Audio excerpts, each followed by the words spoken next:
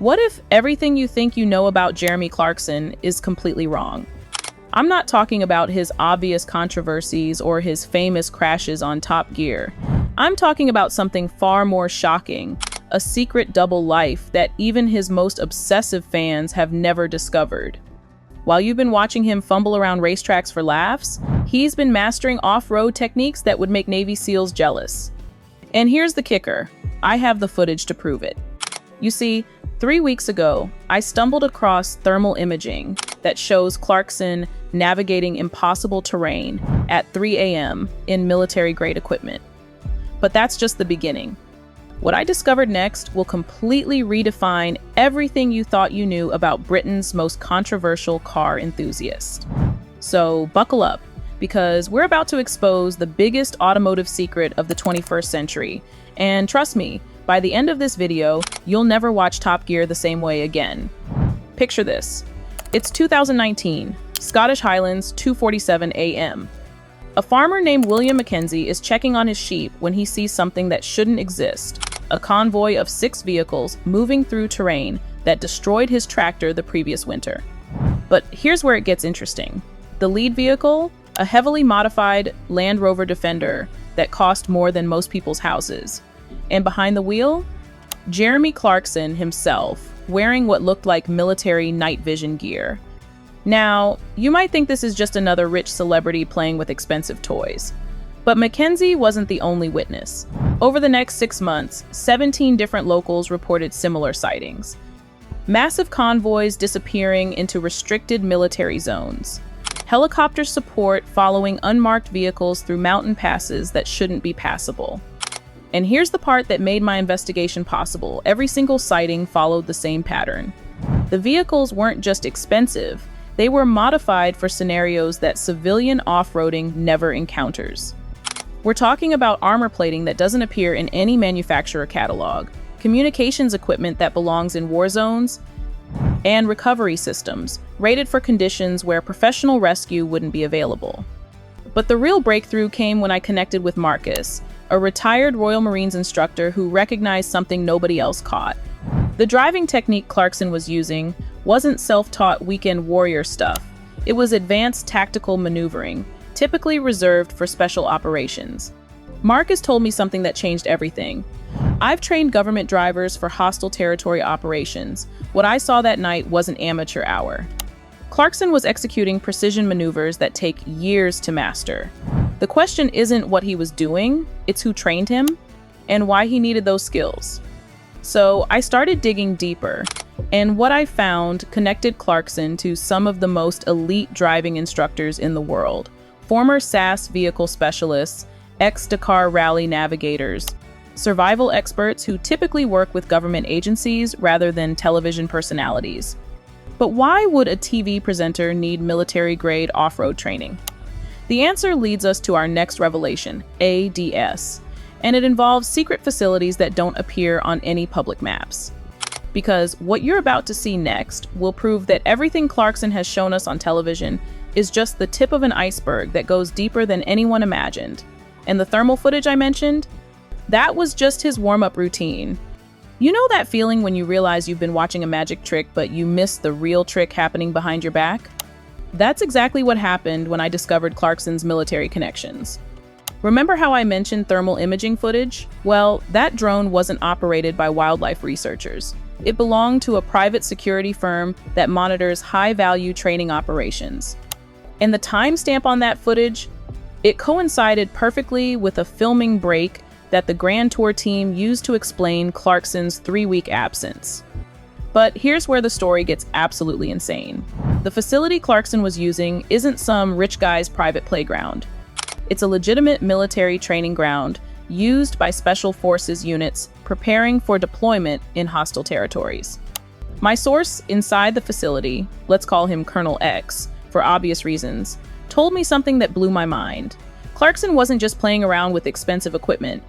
He was systematically working through the same training protocols used to prepare elite military drivers for the world's most dangerous environments. We're talking about scenarios that assume GPS failure, communication breakdown, and zero possibility of external rescue. Desert navigation techniques, designed for operations where wrong turns mean death. Arctic survival protocols that require understanding thermodynamics and human physiology at levels that go far beyond civilian knowledge. And the vehicles, custom Range Rovers fitted with satellite communication arrays that could maintain contact across continents. Toyota Hiluxes modified with armor plating rated for active combat zones. Support trucks loaded with enough specialized equipment to rebuild an entire convoy in complete isolation. But the most shocking revelation came from the training records I managed to access. Clarkson wasn't just participating in these programs. He was excelling at levels that impressed instructors who had trained Navy SEALs and SAS operatives. Colonel X put it perfectly. In 30 years of training, elite drivers, I've never seen a civilian show such dedication to mastering techniques that most people never need. Clarkson approached every exercise like his life depended on it. Because in the scenarios we were preparing him for, it would. So now we know Clarkson was receiving military-grade training. But the question that kept me awake at night was simple. Why? What was he preparing for that required capabilities beyond anything his television career could justify? The answer involves a secret project so ambitious that its full scope remained hidden even from his closest associates. And when you see the evidence of what he was really building toward, you'll understand why the secrecy was absolutely necessary. Because what we're about to reveal next makes his televised adventures look like children's playtime. At 11:43 p.m. on March 15, 2020, something extraordinary happened in the most remote corner of the Scottish Highlands. While the world was locked down, Jeremy Clarkson was leading a convoy through terrain so dangerous that professional rescue services refused to operate there. I know this because I have the satellite imagery. 6 vehicles arranged in perfect tactical formation, navigating by night vision through boulder fields that shouldn't be passable. Leading the formation, in a vehicle we later identified as a 200,000 pounds custom Defender, was unmistakably Jeremy Clarkson himself. But this wasn't some rich guy's adrenaline rush. Every movement showed calculated risk assessment. Every obstacle approach demonstrated technical knowledge that goes far beyond civilian experience. The coordination between vehicles revealed training that you simply don't get from YouTube tutorials or weekend off-road courses. My breakthrough came from an unexpected source: emergency rescue logs. 3 separate mountain rescue teams reported impossible vehicle signatures in areas they considered inaccessible, even to their specialized equipment. The descriptions matched Clarkson's convoy exactly. But here's the kicker. Every rescue team assumed they were tracking military exercises because civilian vehicles simply couldn't survive those conditions. But the real evidence came from the recovery caches discovered months later. Professional-grade supply dumps hidden at strategic locations, each containing enough equipment to support extended operations in complete isolation.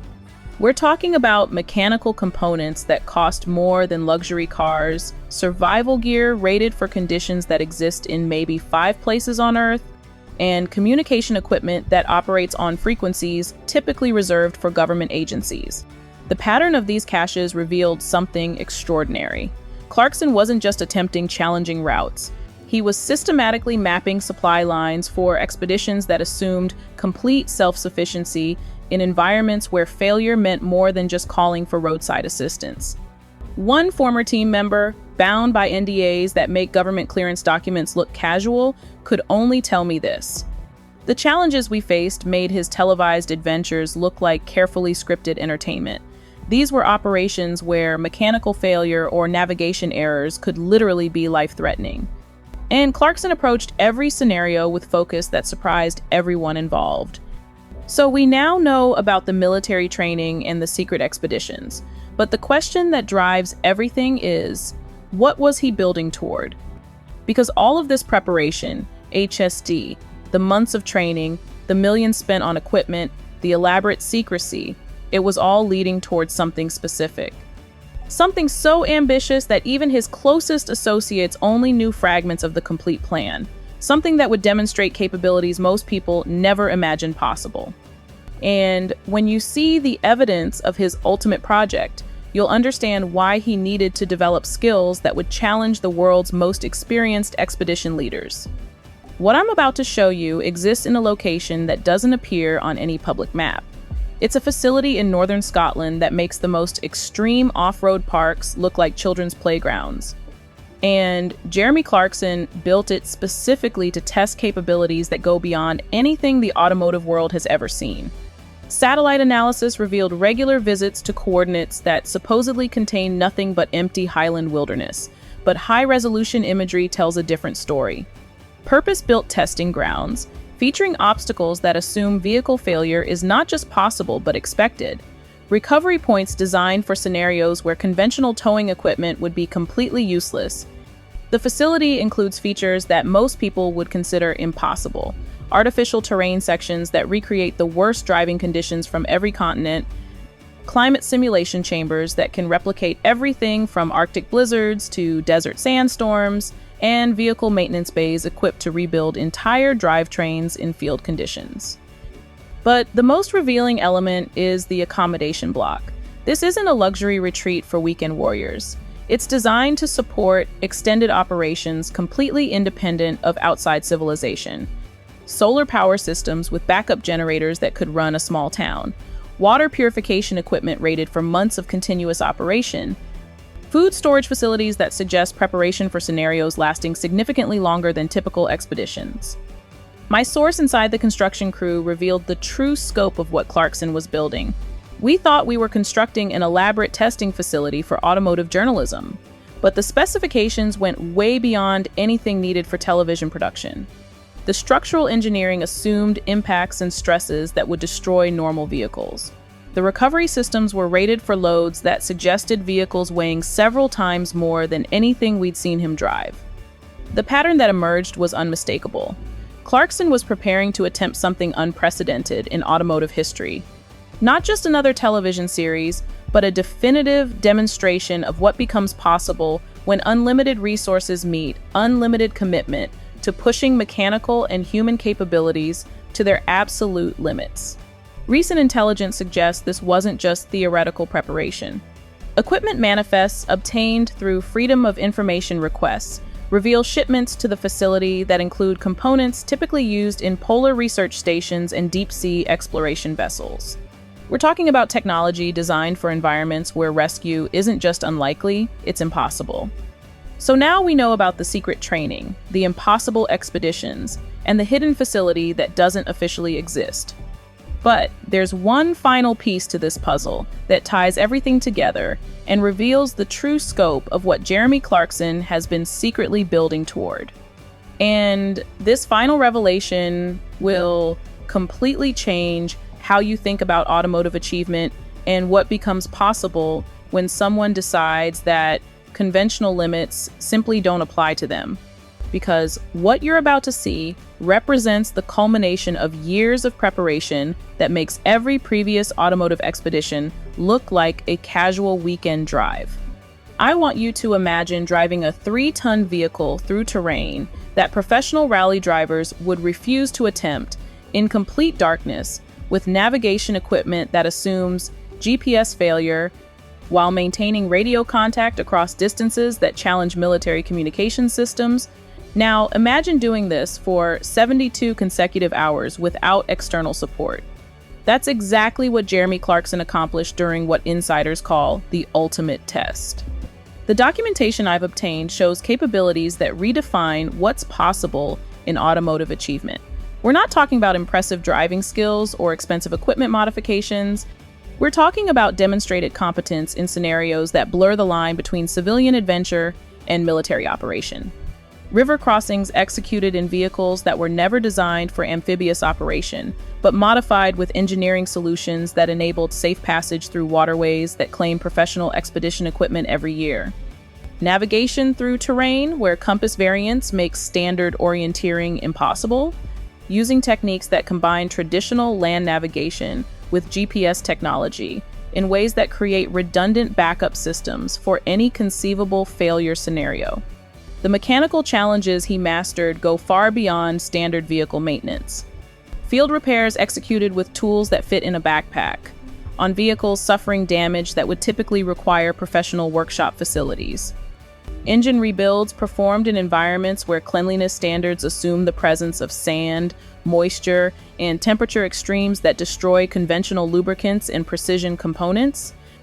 One particularly impressive demonstration involved recovering a completely immobilized vehicle from a position that required building a winch anchor system using only materials that could be carried by the support team. The engineering calculations necessary to ensure safe load distribution, combined with rope work that assumed single-point failure could be catastrophic, required knowledge levels that challenge professional rescue technicians. But perhaps most remarkably, all of these capabilities were demonstrated while maintaining communications protocols and safety standards that ensured every risk was calculated rather than reckless. This wasn't adrenaline-fueled adventure-seeking, but systematic demonstration of competence levels that took years to develop and even longer to prove. The former Special Forces instructor who supervised these tests told me something that puts everything in perspective. I've evaluated drivers preparing for deployment in hostile territories around the world. What Clarkson achieved represents mastery at levels that most military professionals never reach. The combination of technical knowledge, physical capability, and mental preparation required to execute these challenges safely is something I've seen in maybe 5 people in my entire career. So we've seen the secret training, the hidden expeditions, the impossible facility, and now the demonstrated capabilities that prove all that preparation was absolutely necessary. But there's one final question that explains why all of this matters beyond just one person's extraordinary hidden achievements. Because what Jeremy Clarkson has proven possible changes the entire conversation about automotive limitations and human potential in ways that extend far beyond entertainment or even expedition achievement. If Jeremy Clarkson could secretly develop capabilities that challenge military professionals while maintaining his public entertainment career, what does that tell us about the hidden potential in automotive achievement? How many other personalities might be quietly pushing boundaries that never make it to broadcast television? The evidence we've uncovered suggests that the world of automotive achievement operates on multiple levels, with the most impressive accomplishments often remaining forever hidden from public view. Clarkson's secret development represents just one example of what becomes possible when conventional limitations are treated as starting points rather than final boundaries. Consider the technical innovations that emerged from his project. Modification techniques that solve problems most people never encounter, tested under conditions that reveal weaknesses invisible in standard applications. Equipment configurations that optimize performance for scenarios where failure means more than just inconvenience or embarrassment. But the implications go beyond technical achievement. What we're seeing is a complete redefinition of what preparation means in the context of extreme automotive challenges. Not just having the right equipment, but developing the knowledge systems necessary to use that equipment effectively under pressure conditions that most people never experience. The training protocols Clarkson mastered could revolutionize how civilian enthusiasts approach serious off-road preparation. Instead of focusing on vehicle modifications alone, his approach demonstrates the value of developing human capabilities that match mechanical specifications. Navigation skills that remain effective when technology fails. Mechanical knowledge that enables field repairs using improvised materials. Leadership abilities that coordinate team efforts under stress conditions that challenge decision-making processes. Most significantly, his achievement proves that the gap between professional and amateur capability can be bridged through systematic preparation that most people never consider necessary. The secret isn't just having unlimited resources, it's having the commitment to use those resources for developing genuine competence rather than just acquiring impressive equipment. What emerges is a new model for automotive achievement that prioritizes capability development over equipment acquisition, systematic training over improvised adventure, and long-term preparation over immediate gratification. This represents a fundamental shift in how we think about the relationship between human potential and mechanical possibility. But here's the most important question. If Jeremy Clarkson could achieve all of this while maintaining complete secrecy, what other extraordinary developments are happening in the automotive world that we've never discovered? How many boundaries are being pushed by people who prefer achievement over publicity? And more personally, What would be possible if you applied the same systematic approach to your own automotive interests? Because the techniques and principles we've uncovered aren't limited to people with unlimited budgets and secret facilities. The real secret is the mindset that treats apparent limitations as problems to be solved rather than boundaries to be accepted. Right now, you're probably thinking, this is incredible. But I'm not Jeremy Clarkson with unlimited resources and secret military connections. And you're right, most of us don't have access to private training facilities or teams of former special forces instructors. But here's what you're missing. The most important elements of what Clarkson achieved aren't about money or connections. They're about approach, mindset, and systematic preparation that anyone can implement. Let's break down the principles that made his secret achievements possible. First, treating preparation as a separate skill that requires dedicated development. Most enthusiasts focus on equipment acquisition but ignore knowledge systems that make equipment effective. Clarkson's approach prioritized understanding capabilities before pushing boundaries. Second, systematic risk management that calculates challenges rather than avoiding them. The difference between reckless adventure and calculated exploration isn't courage, it's preparation quality. Every extreme scenario Clarkson mastered was approached through progressive skill development that built competence systematically rather than hoping for lucky outcomes. Third, redundant backup systems for every critical capability. When GPS fails, you need navigation skills that don't depend on technology. When vehicles break down in remote locations, you need mechanical knowledge that doesn't require workshop facilities. When communication equipment fails, you need protocols that maintain team coordination through hand signals and predetermined procedures. These aren't exotic capabilities available only to military professionals. They're learnable skills that become accessible through structured practice and progressive challenge acceptance. The vehicle modifications Clarkson used weren't just expensive additions, they were systematic solutions to predictable problems. Recovery equipment that assumes help isn't available. Communication systems that maintain contact across extreme distances. Mechanical redundancies that ensure single failures don't create catastrophic situations. But most importantly, the mental preparation that treats mechanical challenges as problem-solving opportunities rather than insurmountable obstacles. This mindset shift transforms every equipment failure from a crisis into a learning experience that builds competence for future challenges. What we've learned from Clarkson's secret achievements is that extraordinary capability development is possible for anyone willing to treat preparation seriously and approach challenges systematically. The gap between amateur and professional performance isn't about natural talent or unlimited resources. It's about commitment to developing genuine competence rather than just acquiring impressive equipment. This changes everything about how we should think about automotive achievement and personal potential. Because if Jeremy Clarkson could secretly develop capabilities that challenge military professionals, what becomes possible when we apply the same systematic approach to our own interests and challenges? The answer to that question depends on whether you're willing to treat your own preparation with the same seriousness that enabled Clarkson to achieve things that most people consider impossible. And that brings us to the final revelation that ties everything together and shows exactly how these principles apply to anyone serious about pushing their own boundaries. Here's the final secret that Jeremy Clarkson never wanted revealed. Everything we've discussed, the military training, the impossible expeditions, the hidden facility, the demonstrated capabilities that challenge professional standards, HEO, all of it was preparation for a project that hasn't happened yet. Current intelligence suggests that Clarkson's secret development continues even as his public projects maintain their familiar entertainment focus. The skills he developed haven't disappeared, but continue evolving through challenges that push both human and mechanical limitations to boundaries that most people never imagine exploring. The facility in northern Scotland remains active. The training protocols continue advancing. The equipment development pushes into territories that blur the lines between civilian adventure and professional expedition capability. All of this suggests that what we've documented represents just the foundation for something even more ambitious. But here's what matters most for you.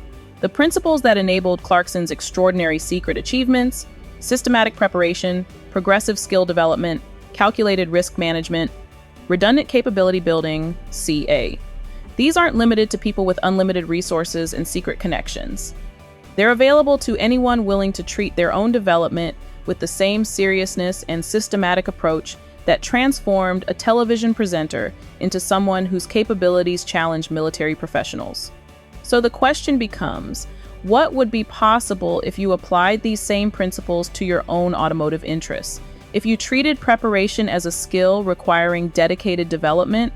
If you approach challenges through systematic capability building rather than equipment acquisition alone? The answer depends entirely on your willingness to accept that conventional limitations are problems to be solved rather than boundaries to be respected.